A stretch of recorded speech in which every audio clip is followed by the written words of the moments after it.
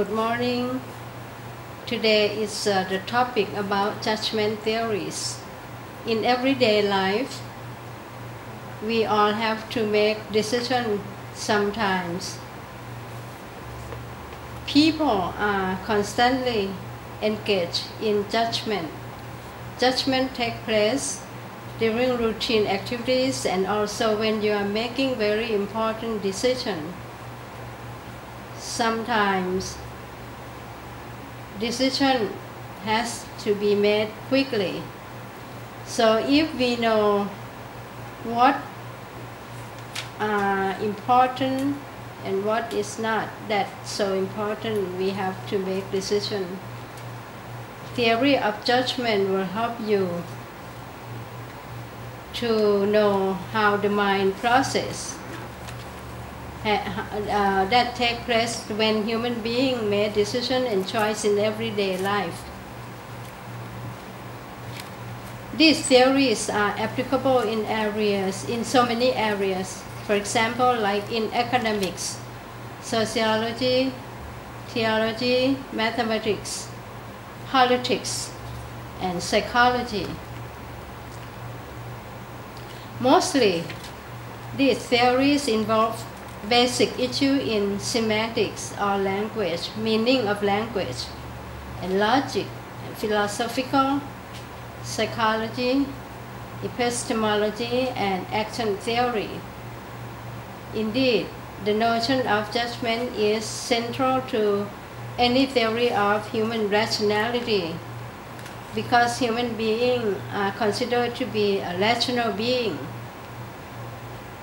Kant offer the theory about judgment. His theory of judgment differs sharply from many other theories, both traditional and contemporary, in three ways.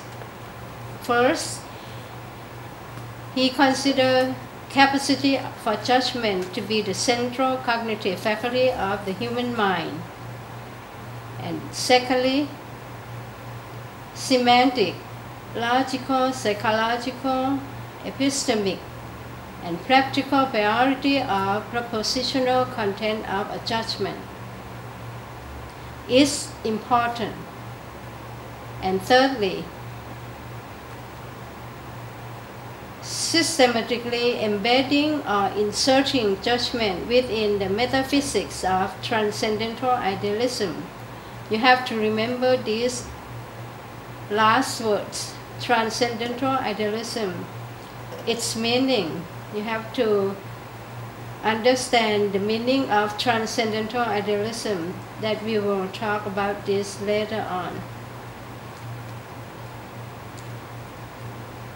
Theory of judgment by Kant is related to ethical theory, which focuses on rightness and wrongness of actions in and of themselves, rather than on the sequences of those actions.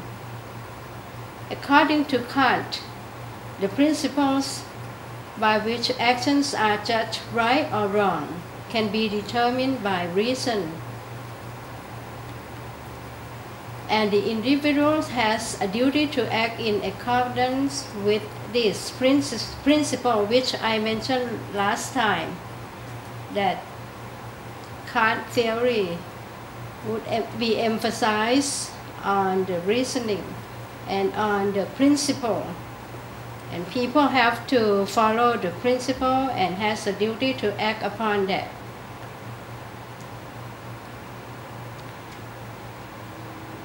Kantian theory of judgment proposed that our capacity to form judgment is the most important aspect of human mind. The human mind has the capacity to create objective representation of what we are judging.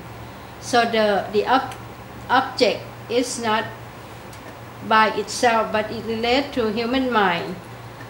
The judgment that we make are meaningful and true only to the extent that they adhere to his transcendental idealism theory.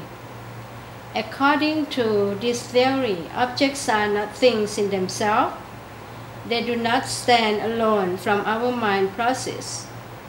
Objects are representation of the mind and what the mind judges them to be. The power of judgment. According to Kant, a judgment is a kind of cognition or knowledge that you have to learn, which is an objective, conscious, mental representation and is the characteristic output of the power of judgment. The power of judgment is a cognitive capacity, but also specifically spontaneous and innate cognitive capacity. And in virtue of this is the faculty of judging, which is also the same as the faculty of thinking. So for Kant, faculty of thinking and faculty of judging is the same. The nature of judgment. Judgments are complex conscious cognition that refer to object either directly via intuitions or indirectly via concepts. That means people has to perceive the things before they can make judgment. Secondly, judgment include concepts that are predicated either of those objects or of other concepts. Thirdly, exemplify pure logical concept and enter into inference according to pure logical laws. The nature of judgment also. The fourth item is essentially involved both following the rules and the application of rules to the objects picked out by intuition. You know, intuition means something that you know by maybe instinct. Fifth, express true or false proposition. So you have to make it's like hypothesis. 6. Mediate the formation of beliefs and other intentional acts. And 7.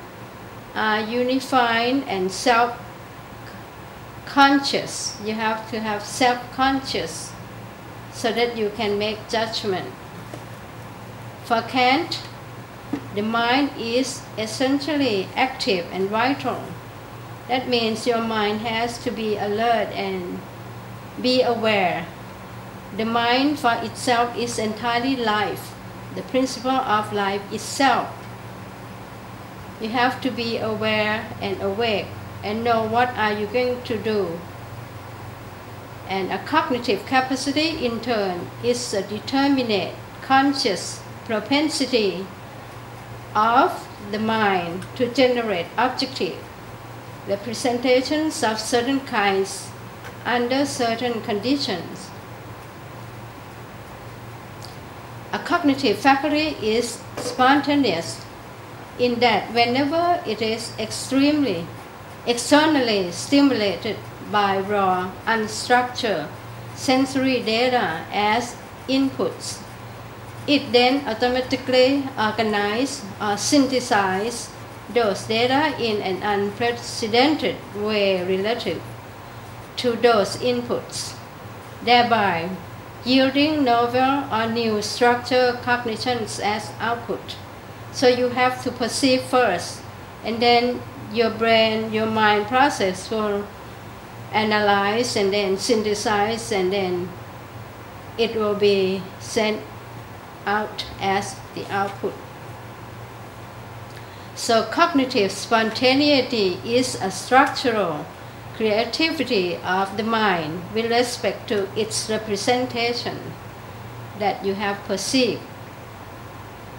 Kant also uses the term spontaneity to refer to a mental cause that can sufficiently determine an effect in time while also lacking any temporary prior sufficient cause for itself. Kantian cognitive faculty is innate, it's by-born, in the threefold sense that first, it is intrinsic to the mind, hence a necessary part of the nature of the rational animal process, that faculty. Second, it contains international structures that are underdetermined by sensory impressions. And third, it automatically, systematically synthesizes these sensory input according to special rules that directly reflect the internal structures of the faculty, thereby generating its correspondingly structured outputs. In contrast to both rationalists and empiricists, who hold that human mind has only one basic cognitive faculty. You see, for Kant, human mind has only one basic cognitive faculty, reason or sense perception, respectively. Reasoning is important. Kant holds that the human mind has two basic cognitive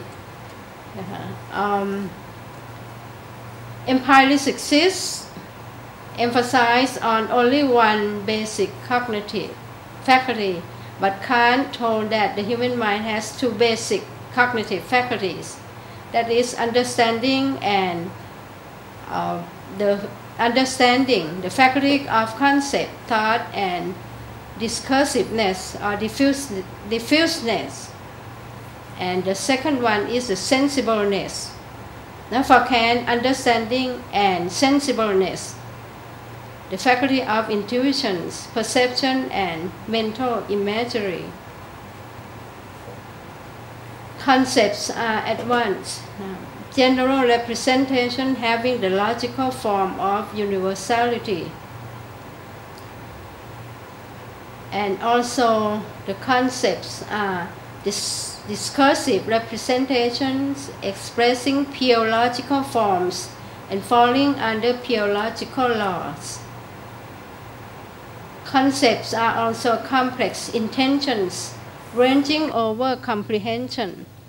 You have to understand when you perceive the concept.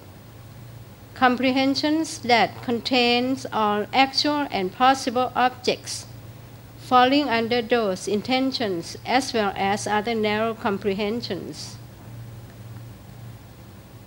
Mediate or indirect. The concept that mediate or indirect that you perceive, that is attributive or descriptive representation of individual objects. You have to understand that object before you can make judgment. And also concepts are rules for classifying and organizing perception of objects.